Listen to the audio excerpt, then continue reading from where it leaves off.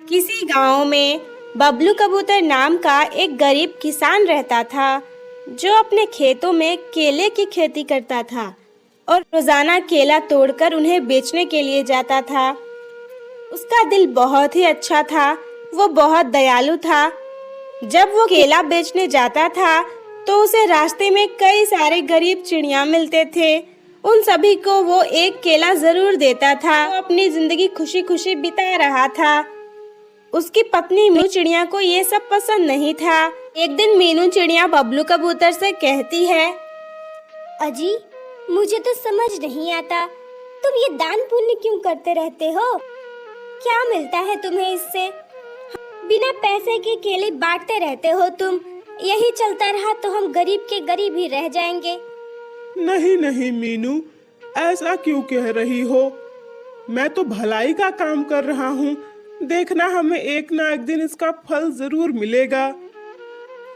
तुम और तुम्हारा फल, मैं पिछले 5 सालों से यही देख रही हूँ।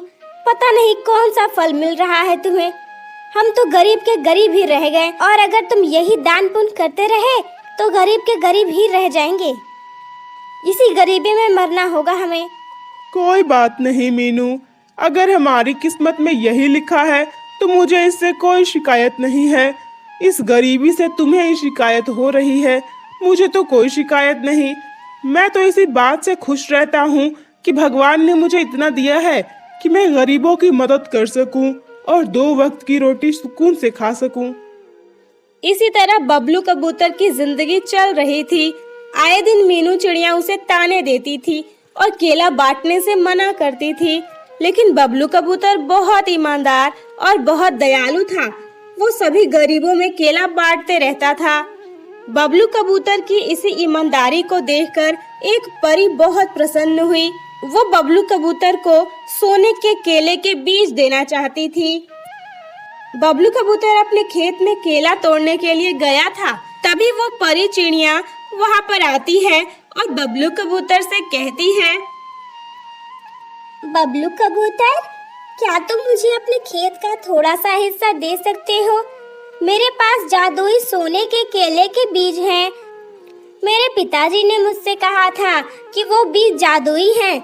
अगर मैं उसे बोऊंगी तो उसमें से सोने के केले निकलेंगे। ठीक है, मैं तुम्हारी मदद करूंगा, लेकिन पहले ये तो बताओ कि तुम हो कौन और कहाँ से आई हो, और तुम मेरा नाम कैसे जानती हो? बबलू कबूतर, मैं तो यही पास के गांव में रहती हूँ। तुम बहुत भले कबूतर हो। तुम सभी गरीबों में केला बांटते हो। भला तुम्हारे बारे में कौन नहीं जानता? मैं भी जानती हूँ। मैं इसी उम्मीद से आई हूँ कि तुम मुझे अपने खेत का थोड़ा सा हिस्सा दे दोगे। ठीक है, मैं तुम्हें अपने खेत का हिस्सा दे दूंगा। पहले ये तो बताओ कि तुम हो कौन? मेरा नाम टुनटुनी चिड़िया है। मेरा इस दुनिया में अब कोई भी नहीं है। मरते वक्त मेरे पिताजी ने मुझे कुछ बीज दिए थे और कहा था कि इस बीज को बोने से मुझे सोने के केले मिलेंगे। पर मेरे पास कोई खेत नहीं है, मेरा घर भी नहीं है। मैं इसे कहाँ बोऊं, समझ नहीं आया। तो तुम्हारे बारे में जानने के बाद मैं तुमसे मदद मांगने आ गई। मुझे लगा तुम मेरी मदद जरूर करोगे, क्योंकि तुम बहुत भले हो। बबलू कबूतर को टुनटुनी के सोने के केले के बीज की बात पर बिल्कुल भी भरोसा नहीं होता है, लेकिन फिर भी वो टुनटुनी का दिल नहीं दुखाना चाहता था। इसलिए वो कहता है, देखो टुनटुनी चिड़िया, तुम्हारे सोने के बीज के बारे में मुझे यकीन नहीं हो रहा है, लेकिन फिर भी मैं तुम्हें अपने खेत का थोड़ा सा हिस्सा दे रहा हूँ। ये लो, तुम इसमें अपनी खेती कर सकती हो।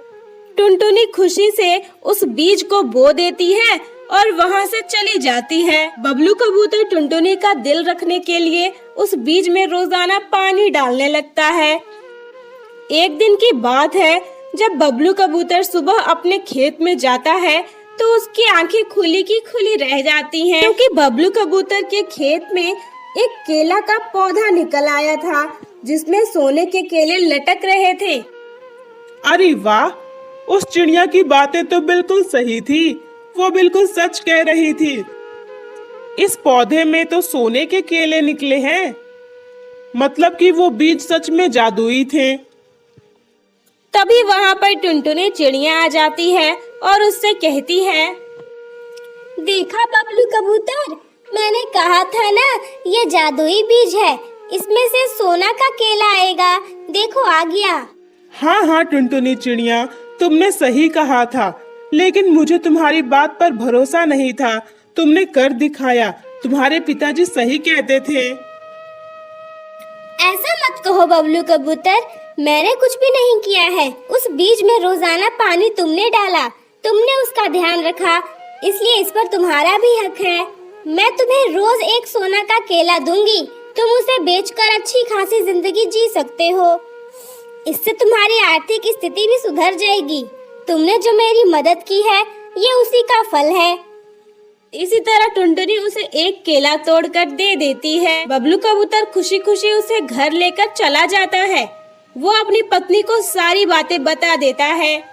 मीनू चिड़िया तो लालची थी, तो वो कहती है, अरे क्या तुम भी पागलों जैसी बातें करते हो।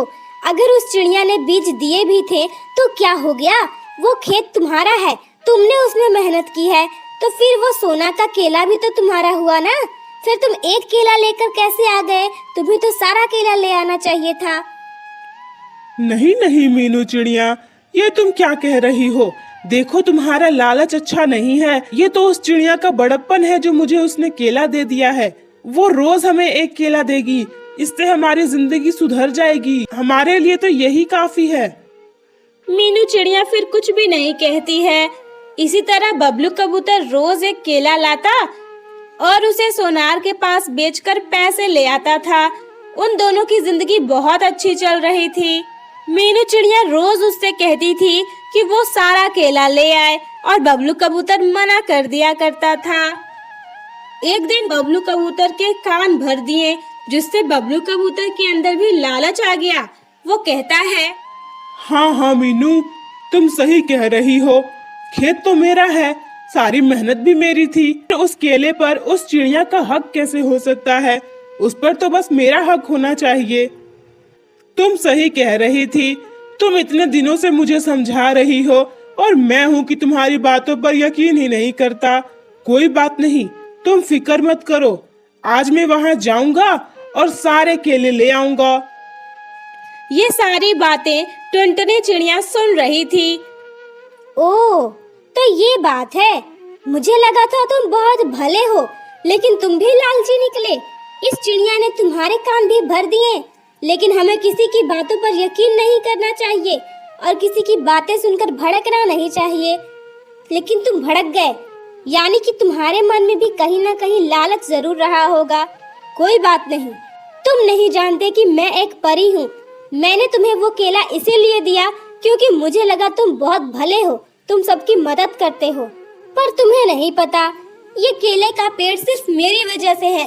अगर मैं यहाँ से चली जाऊंगी तो ये पेड़ भी गायब हो जाएगा। टुनटुनी चिड़िया वहाँ से अपने परीलोक लौट जाती है। उसके जाते ही वो केले का पेड़ वहाँ से गायब हो जाता है। ये देखकर बबलू कबूतर वहीं रोने लगता है।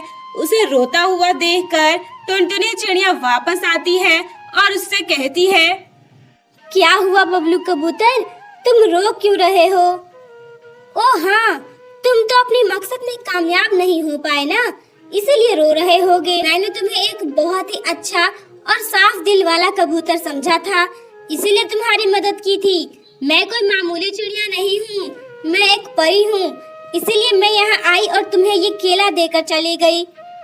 मैं रोज तुम्हें एक केला तो दे ही रही थी ना, फिर तुम्हें लालच करने की क्या जरूरत थी? उस एक केले से ही देखो तुम आज क्या हो गए हो। तुम कल कहाँ थे और आज कहाँ हो? आज तुम अमीर हो गए हो और तुम्हारे पास किसी चीज की कमी नहीं है, लेकिन फिर भी तुमने लालच किया और उसी लालच का फल है ये पेड़ मेरा था, मेरे रहने से ही ये पेड़ यहाँ पर था। मैं यहाँ से चली गई, इसीलिए ये पेड़ यहाँ से गायब हो गया। अब वो पेड़ तुम्हें कभी नहीं मिलेगा।